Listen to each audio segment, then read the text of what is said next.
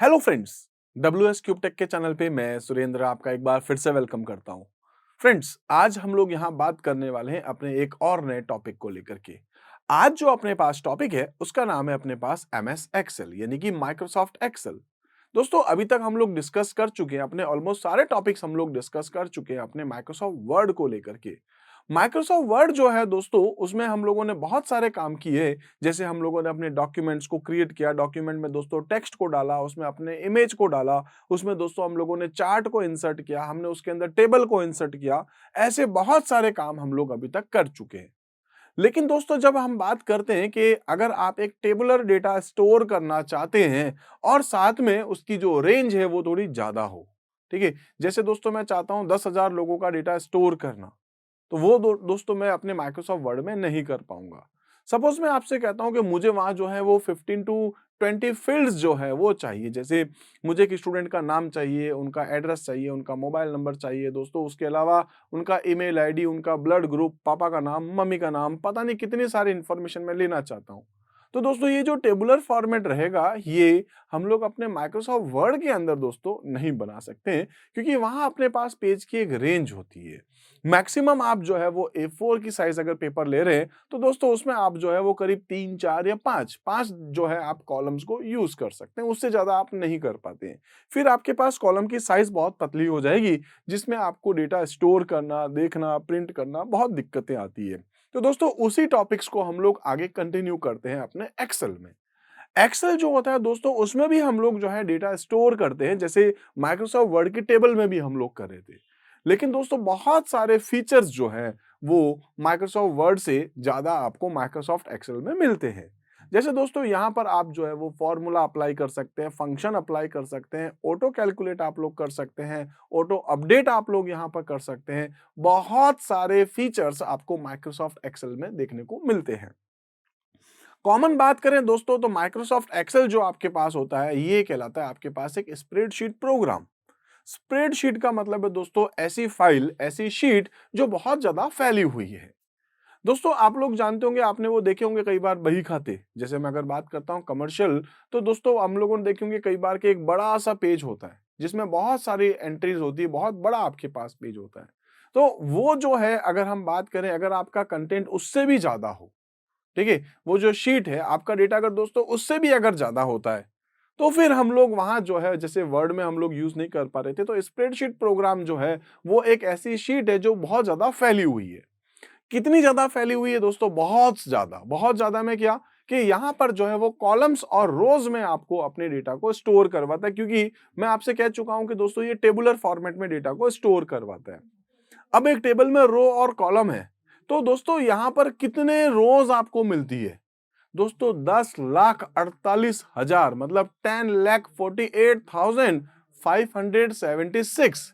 दोस्तों 10,48,576 रो आपको मिलती है। इसके साथ साथ दोस्तों, अगर हम बात करते हैं अपने कॉलम्स को लेकर के, तो दोस्तों अपना कॉलम शुरू होता है ए से।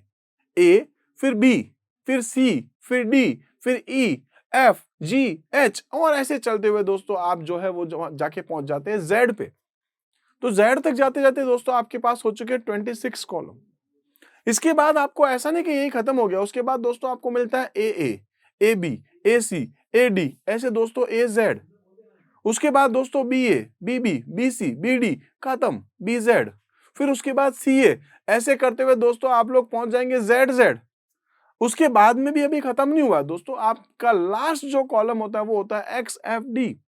इतने सारे कॉलम्स दोस्तों, जिसके अंदर हम लोग इतना डेटा, तो खैर हमारे पास होगा भी नहीं कि हम इतना डेटा स्टोर कर सकते हैं। एक शीट के अंदर, एक फाइल के अंदर दोस्तों होती है एक शीट।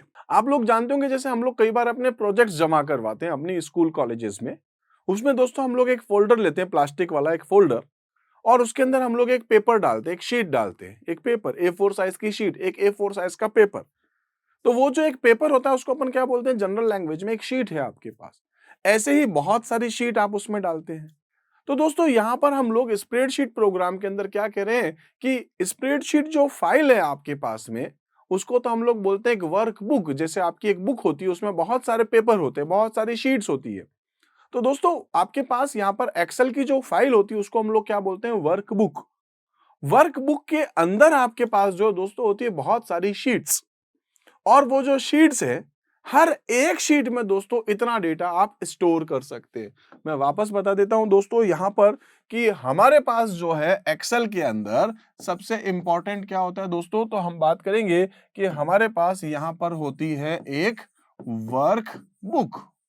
वर्कबुक का मतलब है दोस्तों आपके पास आपकी एक फाइल है। इस फाइल के अंदर ये जो वर्कबुक है इसके अंदर दोस्तों आपके पास होती है वर्कशीट। अब ये दोस्तों एक शीट भी हो सकती है, ये sheet 1, sheet 2, sheet 3, sheet 4, sheet 5, ऐसी बहुत सारी आपके पास शीट हो सकती है।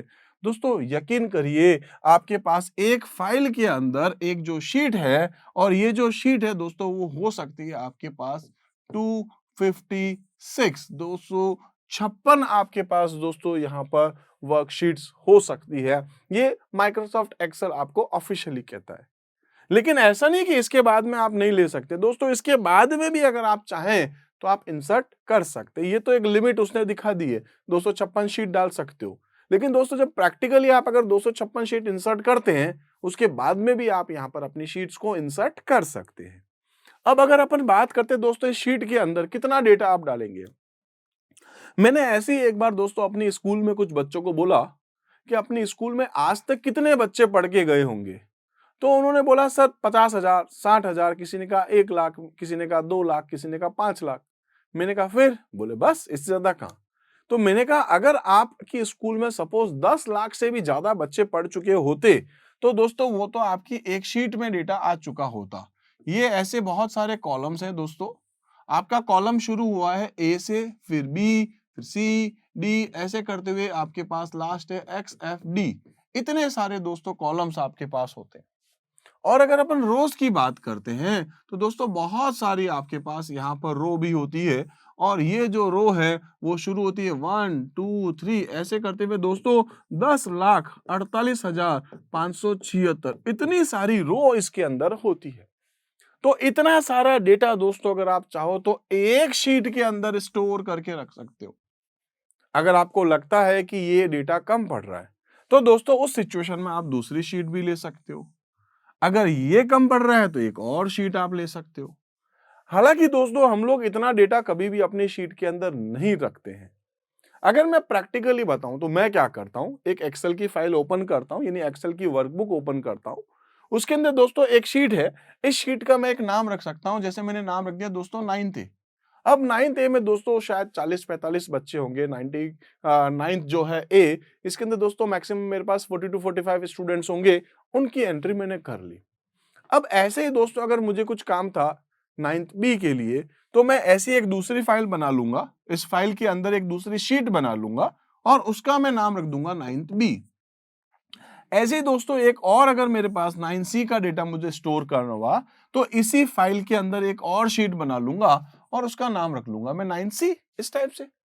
तो इससे क्या हो गया कि मेरा जो डेटा है वो एक ही फाइल में रहा। सपोज दोस्तों रिजल्ट की बात करता हूं, मेरे को यहाँ पर अपनी 9th क्लास का रिजल्ट बनाना है सपोज, तो मैं क्या करूंगा, एक फाइल बनाऊंगा वर्कबुक जिसका नाम क्या रख दूंगा, सपोज 9th रिजल्ट। ठीक है, एक नाम रख दिया मैंने फाइल का 9th रिजल्ट।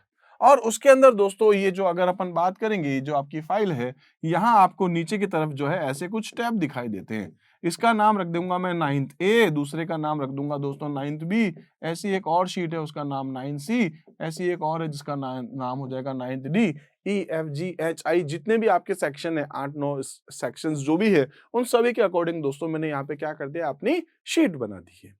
तो इस तरीके से दोस्तों अगर मैं आपको कहूं तो मैं यहाँ पर एक फाइल बना रहा हूं और उस फाइल के अंदर क्या कर रहा हूं, बहुत सारी शीट्स डाल रहा हूं। हर शीट के अंदर लगभग दोस्तों 10.5 लाख आपके पास रो होती है। 10,48,000 48,576 रो है। और कॉलम की बात करें तो एक्स, एफ, डी तक बहुत सारे कॉलम्स, बहुत सारी रोज आपके पास होती है। दोस्तों यहां पर अपन बात करने वाले हैं कि ये जो रो और कॉलम है, अगर अपन दोस्तों इसके एक इंटरसेक्शन की बात करें, यानी कि इस वाले एरिया की बात करें, तो दोस्तों इसमें आपके पास एक कॉलम भी है और इसके अंदर आपके पास एक रो भी है। तो इस इंटरसेक्शन का अपना एक यूनिक एड्रेस है, इसका एक यूनिक नाम है। क्या नाम हो जाएगा दोस्तों, तो यहां अगर अपन देखेंगे तो ये आपके पास है इसके अकॉर्डिंग, तो ये है आपके पास सी। और रो के अकॉर्डिंग बात करेंगे तो एज्यूम कर सकते हैं दोस्तों 1 2 3 और उसके बाद लिखा था यहाँ पे 4, तो ये आपके पास हो जाएगा 4। तो दोस्तों ये वाली जो सेल है, इस सेल का एड्रेस क्या है आपके पास में? C4, याद रखिएगा C4। इंपॉर्टेंट बात बता रहा हूं दोस्तों, हर सेल आपके पास अपना एक नाम रखती है, लेकिन ये जो सेल होता है उसका जो एड्रेस होता है, ये एड्रेस भी आपको दिखाई देता है। इसके जस्ट ऊपर अगर आप यहां देखेंगे तो दोस्तों एक्सेल में यहां पर आपके पास होता है एक एरिया, इसको अपन कहते हैं यहां पर, जिसका नाम है नेम बॉक्स। ठीक है, नेम बॉक्स। और दोस्तों इस नेम बॉक्स के अंदर जो है अपने पास एड्रेस लिखा होगा, क्या लिखा होगा यहां पर? C4, इस टाइप से C4 कहां लिखा होता है दोस्तों? नेम बॉक्स में। जो भी सेल आपकी एक्टिव है, जैसे दोस्तों अगर मैं यहां पर दूसरी सेल में चला जाता हूं, सपोज मैं इस बार इस वाली सेल में आ जाता हूं, तो दोस्तों इसका एड्रेस क्या हो जाएगा? सपोज यहां पर ABCD और E लिखा था, E4 क्या एड्रेस हो जाएगा दोस्तों इसका? E4, इस तरीके से। तो हमने क्या देखा है दोस्तों? एक वर्कबुक, एक वर्कबुक के अंदर क्या है? बहुत सारी शीट्स हैं, वर्कशीट्स। वर्कशीट्स के अंदर क्या होता है? डेटा आपका टेबुलर फॉर्मेट में स्टोर होता है। अब टेबुलर फॉर्मेट में बात करें तो ABCD, यानी कि दोस्तों ये सारे आपके पास जो हैं, ये सारे आपके पास क्या होते हैं दोस्तों? इसको कहते हैं अपन कॉलम्स के हेडर। क्या है दोस्तों? कॉलम के हेडर। और ऐसे ही दोस्तों ये जो 1 2 3 4 या जितने भी आपके पास ये रो हैं, इन सबको अपन क्या बोलते हैं दोस्तों? इनको अपन कहते हैं रो के हेडर है सारे। ठीक है, रो हेडर, कॉलम हेडर। हर सेल का दोस्तों एक नाम जो होता है, वो होता है पहले कॉलम हेडर और बाद में रो हेडर। मतलब अगर मैं आपसे कहूं तो दोस्तों इस वाले सेल का एड्रेस क्या होगा? आप मुझे बताइए, इसका एड्रेस क्या होगा अपने पास में? एग्जैक्टली यही B और 2, B2 आपके पास इसका एक एड्रेस है। तो जो भी सेल पे दोस्तों आपने अपने कर्सर को रखा है, वो सेल आपकी एक्टिव है। और एक्टिव सेल का एड्रेस आपको कहां दिखाई देता है दोस्तों? यहां पे। इसको क्या बोलते हैं अपन? Name box. तो नेम बॉक्स जो है वो हमारे लिए इंपॉर्टेंट होता है, क्योंकि वो हमें क्या बताता है? सेल का एड्रेस। अब दोस्तों यहां पर ये जो सेल्स है, इन सेल्स के अंदर हम लोग जो है वो कुछ डेटा लिखते हैं। डेटा जो है आपका टेक्स्ट भी हो सकता है, डेटा आपका नंबर भी हो सकता है। दोस्तों जैसे कि मैं आपसे कह रहा था कि मुझे यहाँ पर क्या करना है? 9th का एक रिजल्ट बनाना है। 9th के रिजल्ट में मैं बात करता हूं, जैसे यहाँ पर अपने पास एक है 9th A, और 9th A के अंदर दोस्तों मेरे पास जो डेटा है वो कुछ इस टाइप से होगा। मैं एक काम करता हूं, इन सबको हटा देता हूं एक बार। ठीक है, मैं इन सबको एक बार हटा देता हूं और आपका जो काम है वो कुछ इस टाइप से होने वाला है। दोस्तों मेरे पास जो ये 9th का जो रिजल्ट है, उसमें मेरे पास ऐसे एक फाइल है। ठीक है, और उस फाइल की एक शीट है, और उस शीट के अंदर कुछ डेटा इस तरीके से लिखा था। ठीक है, एज्यूम कर लेता हूं कुछ इस टाइप से डेटा लिखा था, जिसमें यहाँ लिखा था दोस्तों नेम। ठीक है, यहाँ लिखा है नेम। यहाँ मार्क्स है मेरे पास हिंदी के, इंग्लिश के, मैथ्स के, इस तरीके से दोस्तों यहाँ लिखा है मैंने टोटल। ठीक है, एक स्टूडेंट है जिसका नाम है सपोज की अमन। ठीक है, एक स्टूडेंट है जिसका नाम है दोस्तों मेरे पास रवि। एक स्टूडेंट है मेरे पास जिसका नाम है सपोज की यहाँ पर कमल। ठीक है, और एक और स्टूडेंट है जिसका नाम है सपोज की यहाँ पर विनीता। ठीक है, बहुत सारे कमेंट आते हैं दोस्तों, पूछा जाता है कि मैं हर बार अपनी शीट्स के अंदर यहाँ अमन क्यों लिखता हूँ? क्योंकि अमन जो है वो हमारे एडिटर हैं। इस वीडियो को भी दोस्तों अमन जो है वो एडिट करेंगे। तो मेरे माइंड में वैसे भी जब मैं नाम लिख रहा होता हूँ तो सबसे पहले नाम ए से शुरू करता हूँ, इसलिए मैं यहाँ मोस्टली अमन को लिखता हूँ। एक वीडियो में दोस्तों मैं अमन कहना भूल गया, तो उसका कमेंट आया, उस वीडियो पे कमेंट आया, सर इस वीडियो में आपने अमन ही नहीं लिखा, अमन कहाँ गया? ठीक है, तो खैर अमन की स्टोरी मुझे वापस याद आई, तो मैं आपको बता रहा हूँ, मैंने यहाँ अमन इसीलिए लिखा है क्योंकि ये हमारे एडिटर है। ठीक है, ओके, तो यहाँ पर हम लोग बात करते हैं दोस्तों कि यहाँ लिखा होगा, देखिए 1। ठीक है, यहाँ लिखा होगा 1, यहाँ होगा 2, यहाँ लिखा होगा 3, यहाँ लिखा होगा 4 और यहाँ लिखा होगा 5। इसी टाइप से दोस्तों ऊपर अगर अपन देखेंगे तो यहाँ लिखा होगा A, यहाँ लिखा होगा B, यहाँ लिखा होगा C, यहाँ लिखा होगा D और यहाँ लिखा होगा E। अब देखिए इनके जो मार्क्स है हिंदी के, इंग्लिश के, वो भी हम लोग एक बार एंटर कर देते हैं। तो दोस्तों यहाँ पर सपोज 10 में से मार्क्स है, मार्क्स है आपके पास 7 8 9 9 7 5 4 9 8 और 7 9 5, ऐसे कुछ मार्क्स हैं। मुझे क्या करना है दोस्तों, ये काम जो है, जो मैंने मार्क्स लिखे हैं, इन मार्क्स का मुझे टोटल करवाना है अपने इस वाली सेल पे। इस एड्रेस पे मुझे इन तीनों के नंबर चाहिए, इस पे मुझे इन तीनों के चाहिए, इस पे मुझे इन तीनों के चाहिए और इस पे मुझे इन तीनों के चाहिए। ये मार्कशीट मुझे बनानी है। हालाँकि आगे के वीडियोज़ में दोस्तों ये सारी चीज़ें मैं प्रैक्टिकली करके बताऊँगा, मैं समझ सकता हूँ। कुछ चीज़ें थ्योरेटिकली आपके लिए सँभालना थोड़ा मुश्किल होता है। सिर्फ़ प्रैक्टिकल बताऊँगा दोस्तों, तो वो भी आपके लिए कई बार मुश्किल होता है। तो वैसे मैं आपके लिए एक वीडियो बनाऊँगा जिसमें हम लोग कंप्लीट पूरी एक मार्कशीट देखेंगे। जितनी भी चीज़ें अभी हम लोगों ने डिस्कस करी है, इन सभी का दोस्तों प्रैक्टिकल पोर्शन भी है, हम लोग अपने आगे आने वाले वीडियोज़ में देखने वाले हैं। तो यहाँ पर मैं आपको जो चीज़ें बताने वाला हूँ, वो ये है कि दोस्तों मुझे यहाँ पे क्या करना है, कैलकुलेशन, ठीक है? कैलकुलेशन का काम करना है और कैलकुलेशन के लिए दोस्तों हमारे पास यहाँ एक्सेल में 2 तरीके होते हैं। आप दोस्तों या तो यहाँ पर यूज़ कर सकते हो अपना फ़ॉर्मूला, ठीक है? या तो आप क्या यूज़ कर सकते हो, अपना यहाँ पर कोई फ़ॉर्मूला, ठीक है? तो मैं यहाँ पर अपना एक फ़ॉर्मूला डाल देता हूँ, या फिर दोस्तों आप क्या यूज़ कर सकते हो, यहाँ पर कोई फ़ंक्शन। अब फ़ॉर्मूला जो है वो बिल्कुल सिंपल भी हो सकता है। जैसे मैं यहाँ पर लिखूंगा अभी एक फ़ॉर्मूला, वो लिखूंगा दोस्तों इक्वल्स टू, उसके बाद में इस सेल का एक एड्रेस, इस सेल का एड्रेस और इस सेल का एड्रेस क्या है दोस्तों, तो इसका एड्रेस है आपके पास B2, ठीक है? इसका एड्रेस क्या हो जाएगा, B2 plus C2 plus D2। ये जब आप लिखेंगे दोस्तों इस सेल में और जब आप एंटर करेंगे, तो यहां पर जो दोस्तों रिजल्ट आने वाला है वो आएगा आपके पास 24, ठीक है? यहां पर आपके पास जो रिजल्ट आएगा वो आ जाएगा 24।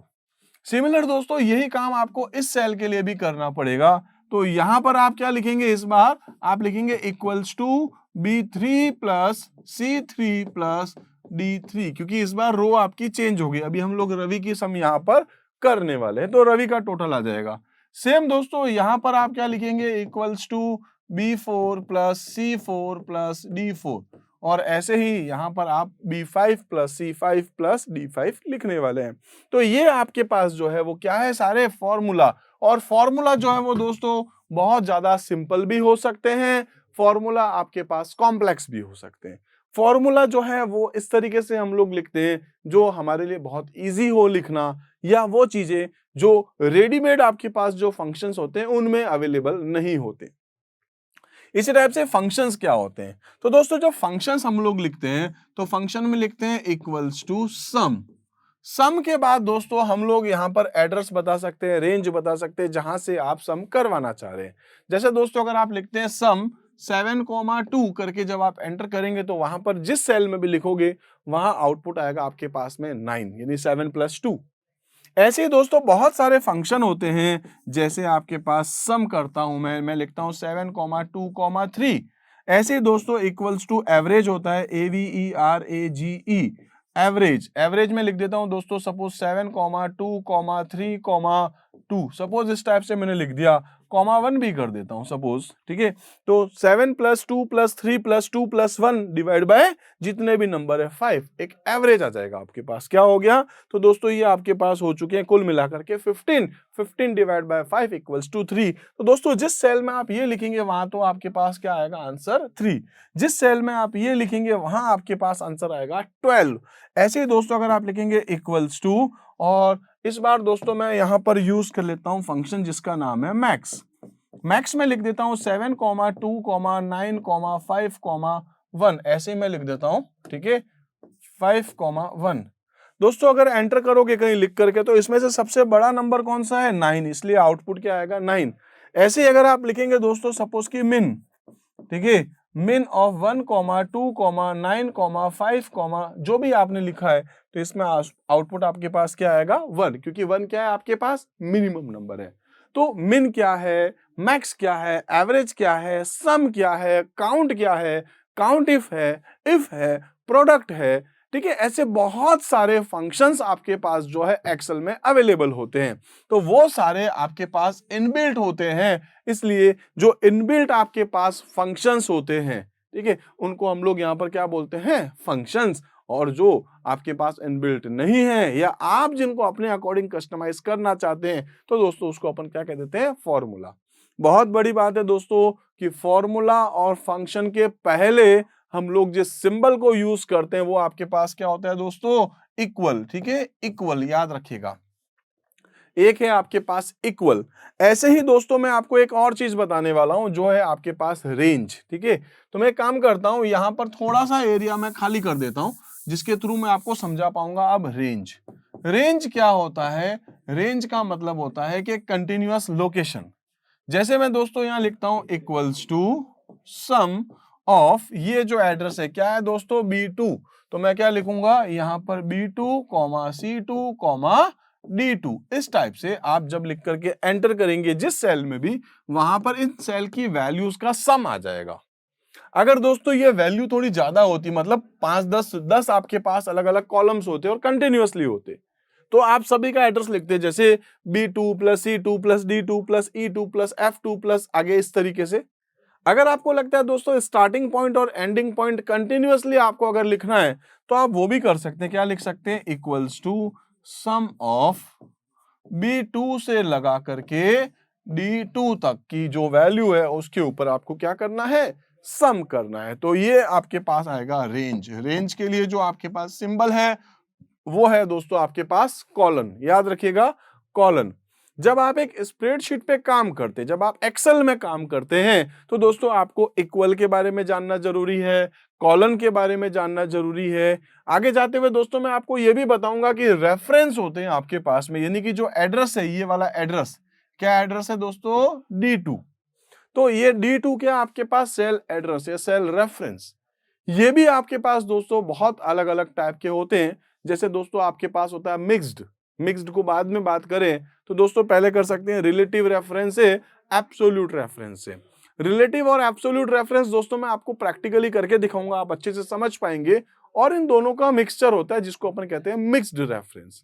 तो रेफरेंस क्या है, रेंज क्या है, फॉर्मूला क्या है, फंक्शन क्या है, वर्कबुक क्या है, वर्कशीट क्या है, कैसे आप यहाँ के अपने जो है वो फाइल्स क्रिएट करते हैं, कैसे ओपन करते हैं, सेव करते हैं, बहुत सारी चीजें दोस्तों आज के वीडियो में मैंने आपको बता दी है। और बहुत सारी चीजें दोस्तों इन सभी टॉपिक्स को प्रैक्टिकली करके दिखाऊंगा मैं आपको आगे के आने वाले और भी वीडियोस में। आई होप दोस्तों जितने टॉपिक्स मैंने आपको बताए आपको समझ में आए होंगे। अगर दोस्तों कोई टॉपिक आपको नहीं समझ में आया तो कोई दिक्कत नहीं, आप इस वीडियो को वापस पीछे करके देख सकते हैं, जिससे कि आपको ये सारे टॉपिक्स वापस समझ में आएंगे। फिर भी दोस्तों अगर कहीं कोई इशू है, कुछ डाउट है आपके माइंड में दोस्तों, कहीं कुछ क्वेश्चन, कुछ क्वेरीज है, तो दोस्तों आप मुझे यहाँ नीचे कमेंट में जरूर बताइएगा। मैं आपके कमेंट का वेट करता हूं दोस्तों। मैं स्पेशली कह रहा हूं, डेली बैठ के देखता हूं कि भाई मेरे वीडियोस पे कमेंट क्या क्या आए हैं। उन कमेंट का दोस्तों मैं रिव्यू करता हूं और मोस्टली दोस्तों मैं कमेंट्स का रिप्लाई भी करता हूं। तो मैं चाहता हूं कि अगर आपके कहीं कुछ डाउट्स हैं तो दोस्तों मुझे डाउट्स जरूर मेरे को कमेंट में बताइए, ताकि दोस्तों मैं आपकी प्रॉब्लम्स को समझ सकूं और उसके अकॉर्डिंग मैं आपको रिप्लाई दे सकूं, उसका सॉल्यूशन बता सकता हूं।